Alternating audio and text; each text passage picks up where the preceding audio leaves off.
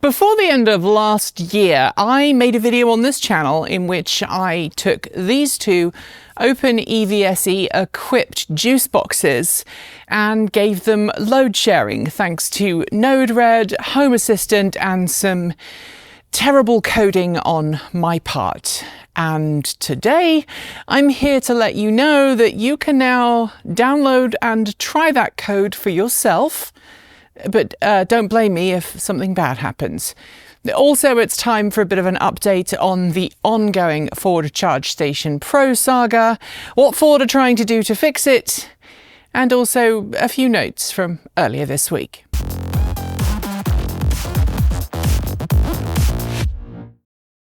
Before we get into today's video, I want to acknowledge how the US is feeling right now after yet another brutal murder took place on the streets of Minnesota.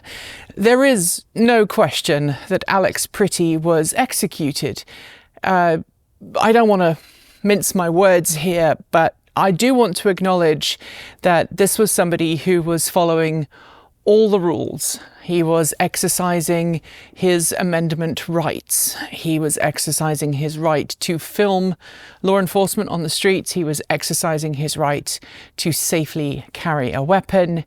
And what happened to him is abhorrent and should not be celebrated and must be condemned in every way possible. I know many people in the US right now are scared and worried and fearful.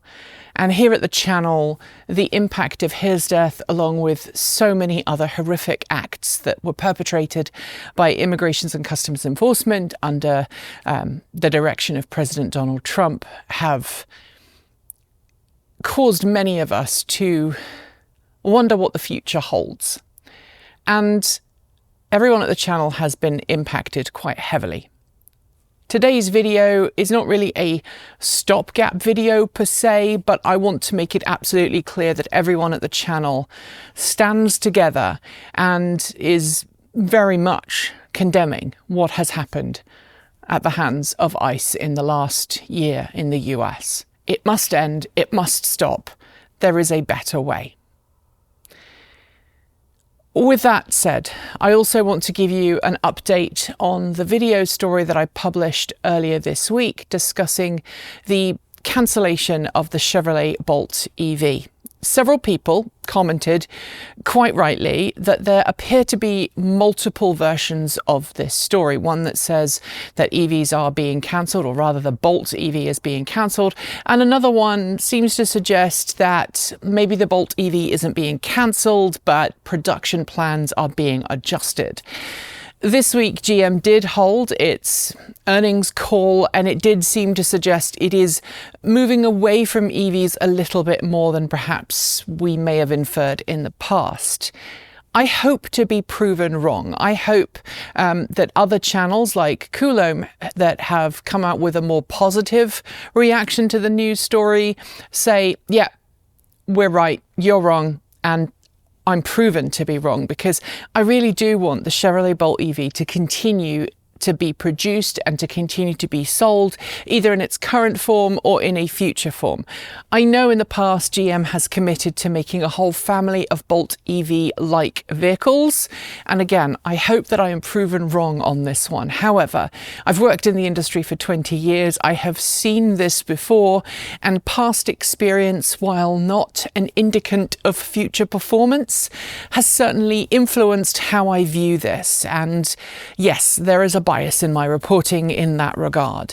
I have reached out to GM for comment, haven't heard anything back yet, but I also want to reiterate that last year, when a story broke that Ford was going to cancel the F-150, and I did get a response from Ford, Ford literally said in that statement to me, the F-150 Lightning is our best-selling electric pickup truck, it is America's best-selling electric pickup truck, and we don't comment on future product changes. And then the F-150 Lightning was cancelled. I may have got that quote slightly wrong, but basically it didn't confirm nor deny it. And I don't expect GM to do that either. So I guess we're just sitting on a fence waiting, and tied with how I started today's video, well, the future doesn't look so great. But where the future does look great is if you happen to have an open EVSE equipped juice box charging station, or you just happen to have open EVSE charging stations sharing a single breaker. Now, back at the tail end of last year, I made a video showing this in use, and I sat at my computer and I showed you on screen how things worked, but I didn't really show you the underlying code. And the reason behind that was that I wanted to test it out and put it through its paces before I made it publicly available. And earlier this week, not only because I was struggling to write stories and come up with scripts, I sat down and I deployed a Ford Joe instance here at the house.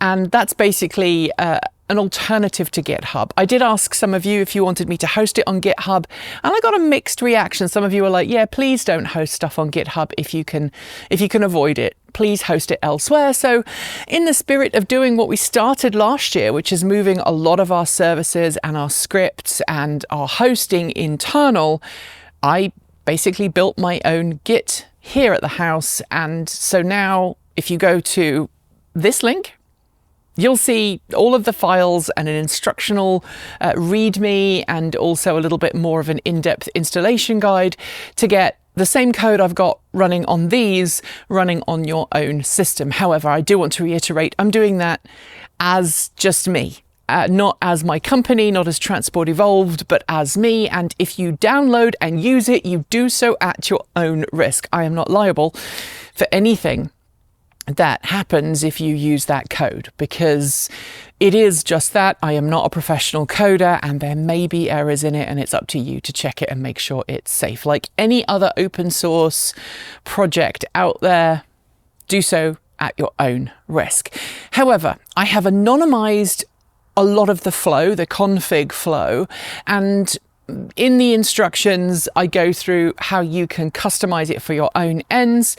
And there's a very important section that I'm going to reiterate here, namely that while this system is built based off of a 50 amp breaker, which is just behind me, your system may have a 30 amp breaker or a 40 amp breaker, or perhaps you've got a 100 amp breaker. And you will need, if that is the case, to change a single line of code to make sure it works properly. If you do not, and you have a lower spec breaker than what I have, you might find it definitely causes problems. If you have a higher capacity breaker, you may find that it doesn't work as appropriately. That is an air compressor. It's my wife's woodworking air compressor. Yeah, it just sometimes comes on. She leaves it on because she's always in there after work playing and tinkering, and I think she may have forgotten to turn it off after her last exploit. It slowly leaks, and then it runs for a few minutes just to make sure that it can still run. So there you go. Hopefully my fancy noise isolation will have cancelled it. And in that regard, many of you were very complimentary about the audio quality in the last video I made inside the Bolt EV. I didn't do anything special. We're using new microphones. I've got one on right now. It's not quite right in terms of placement because of the hoodie that I'm wearing. Thanks, Patreon. They sent this to me the other day. But we do have new microphones at the channel, and they were made possible by the amazing people who support us using Patreon and Ko-fi, or taking out a YouTube subscription. And if you would like to be among that amazing list of people, just follow the link in the description and support us from $1.50 a month. Or if you prefer, you can go to our SAG store and buy some swag. You can send us a one-off Ko-fi. You can even send us an old-fashioned check using the company PO box on our website. Go to our website. If you go to the Contact Us stage, or page even, there is a little bit there that gives you our postal address. Don't just look up our address online, because those addresses are not accurate. And who needs data miners anyway? All right, so on to a bit of an update with the Charge Station Pro. This one here. Now, the last time I talked to you about this, it was really not behaving itself, and I was having issues. I'd replaced the unit with a spare one that I had, and Ford had said it wasn't going to replace it. And I don't want to be overly mean to Ford, but I think that basically with the cancellation of the Lightning and just the Ford Mustang Mach-E right now until next generation EVs come down the pike, which Ford has said are still coming, I think this unit is going to not be very well supported by Ford. Now, it still has a support team, and I went through traditional support channels to try and get an answer and got absolutely nowhere. So out of frustration, I did effectively pull rank, I suppose, or pull privilege, whichever way you want to look at it. I reached out to my contact at Ford on their press team and went, hey, who's doing this? Because the previous person who was doing it is no longer at the company. I need to know who I'm supposed to reach out to get some help. And I did eventually get a response from someone on the support team. In fact, 2 different people on the support team. I've had two calls with that team, and the last one was last week with a lovely member of the team who is not an engineer but is just a member of the product support team, and we actually got this working.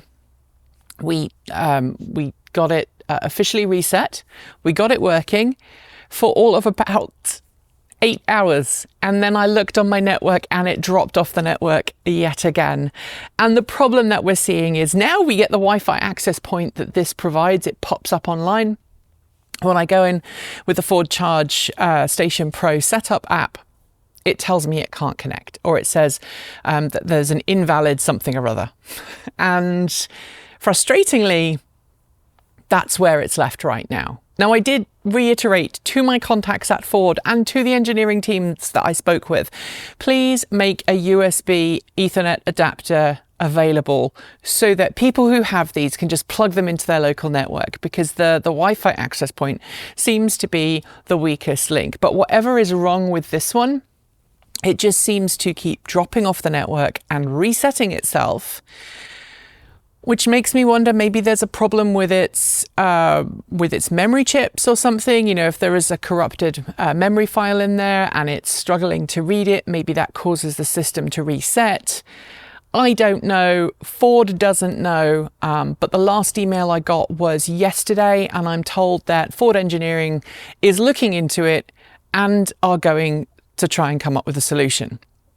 The last time I spoke to them, I said, hey, if this doesn't work, can you just send me a new unit and send out a qualified electrician to install it? That is my request. If that doesn't happen, I don't know what I'm going to do, but I do know that, like so many other Ford F-150 Lightning owners who shelled out 10 grand for not this was free if you got a higher spec truck up to the end of 2023, but if you paid for the big expensive $10,000 home integration system, which by the way has been flawless, it's only this darn thing that doesn't work properly. Everyone's a bit frustrated right now. However, that said, I should note that over the Christmas break and into the new year, we had, I think, 3 power cuts.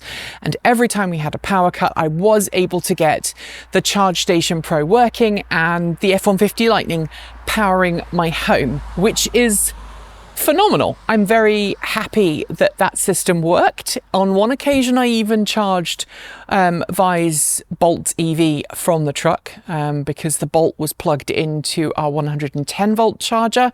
So it just charged up and everything seemed to work as it should. And last week we had really cold weather here, not as cold as most of America, but cold enough that the local utility company had a peak time energy event. And so I came out here, I turned off the breaker for the mains power coming into the house. We ran the house off the truck for 3-4 hours during the morning period from 7 to about 10:30, 11 o'clock. And we got an email a couple of days ago from our local utility saying we earned $26 in credits because we didn't use 26 kilowatt hours of power compared to our normal use pattern. So quids in, as they say back in the UK. But there's something else I want to talk to you about here, and it's a should I, shouldn't I? So with the drop of the F-150 Lightning from Ford's current lineup, yes, I know there is going to be a range extended version. No, I am not interested in a range extended version. I have seen what purports to be a spy shot, haven't been able to verify it, but the spy shot I saw, it looks just like a Lightning, a current F-150 Lightning. It just has an extra door on the left-hand side of the bed where you would fill it up. I don't know what's under the hood or anything like that. I'm not interested in buying that. I don't want to go back to gasoline. No matter what people say, I'm happy with EVs. I'm happy with how they're operating and how they're running. And as long as the battery packs in both these cars stay healthy, those are the vehicles we're going to be using. I know the Bolt occasionally has a cell that drops out of range, and I'm keeping an eye on it. But I mean, the truck has been absolutely rock solid. And obviously I have been slowly modifying it. So this year I have bought it's still on its way. I have bought a fog light control panel for the F-150 Lightning because we get a lot of fog up here, and I want to put fog lights on the front and possibly on the rear of the truck. I also want to do a few more mods. I talked about this at the end of the year, but I also want your feedback really specifically on if I should buy a Mongoose programming tool. Now they're about $500-600 US, so a bit pricey, but they would allow me to download and install updates that are due to be dropped via over-the-air. But if you have watched any coverage of Ford's system, you'll know that Ford's over-the-air updates are a bit sporadic. And there's some fear among F-150 Lightning owners that with the dropping of this truck, over-the-air updates may slow up or just stop completely. If you buy a Mongoose programming tool and you go to Ford's website and you download the official programming tool for a subscription fee, and you can either do it yearly or monthly, or you can do it for 3 days at a time. It's kind of expensive. It's like $120 for a 3-day weekend. You can then use that to download all of the software updates that your truck is due and just apply them using this Mongoose programming tool. Unlike the update that I did last year, which took basically overnight, if you're using the Mongoose, those updates are a lot faster. And I'm contemplating doing that and making a video on it. So let me know if you are a Ford owner, whether it's an F-150 Lightning or a Mustang Mach-E, or maybe one of the European Ford EVs. Let me know if you'd like me to do a video on that. And if the answer is yes, if enough people say yes, I'll see if I can find some money stuck down beside the couch or something to put together. That is pretty much it for the update. I do also want to let you know that yes, we are heading on a bit of a fun trip in the next few weeks. I'm not going to be more specific than that. We're going down to San Diego to test drive a certain EV that is just entering into its product intent phase. And we're going to be taking the truck to be the chase vehicle. And that's going to cost us about $2,000. We're going to be staying in hotels along the way. We've picked hotel chains that should be safe, although I've heard rumours recently that ICE has been using some of them, which has made me very, very nervous. But combined, the trip, once you factor in the hotel and also charging, is going to be about $2,000, $2,000 US. And so if you want us to do that and you want us to carry on doing trips like that, please pitch in by going to one of the links below and joining up. And by the way, these people here scrolling by on both sides of me are the reason that you're watching this. They are the people who've already committed to supporting the channel. I am so very, very grateful. They ensure that we can make payroll, we can pay taxes and all of that stuff. I know a lot of people look at channels like this and go, it's not a real job, it's not a real business. But like it or not, this channel has been paying 3 people and employing 3 people for nearly all of the time that we've been here in the US. I think Erin joined us in 2018, and then we had some other people join us in 2020. And since then, the team has been fairly static in size, but without Patreon, without your support, we'd not be able to make sure that people can pay rent, to make sure that people have healthcare. And those are things which I think are very important, and I hope you do too. So, in summary, ICE out. Go try the repo that's linked in the down below if you have this system and you want to try it out for yourself. Do so at your own risk. If you are an F-150 Lightning owner with one of these, let me know, is yours behaving or not? Also know then if you've reached the end. And also let me know in the down below, as another way of letting me know that you've reached the end of the video, if you want me to do a video on mongooses. Mongai? Would it be Mongai? Anyway, stay safe. Tell the people in your life that are important to you, that they are important to you, because you may not be able to one day and you will regret it. And as always, continue to be the awesome change that you are in the world, that we need in the world. Keep evolving.